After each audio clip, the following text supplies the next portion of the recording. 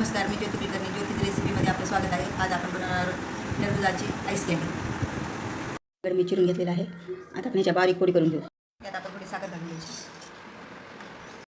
हे आपण मिक्सरमधून काढून घेतलेले असं छान ज्यूस तयार झालेला आहे. त्याला आपण आता गाळून घेऊया.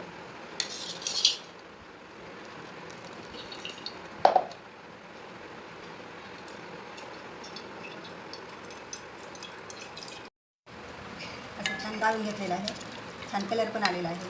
तर आपल्याला जास्त कलर पाहिजे असेल तर फूड कलर आपण घालू शकतो. आता मी हे मोड घेतलेलं आहे. ह्याच्यात आपण घालून घेऊया. भरून घेतलेलं आहे. यात आपण वर असं कवर करून घेऊया.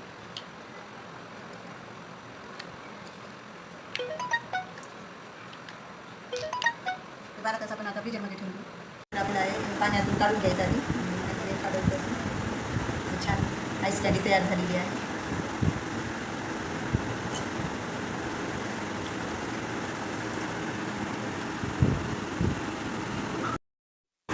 घरच्या घरी टरबुजाची आईस कँडी तयार आहे. बाळांना मोठ्यांना पण आवडते.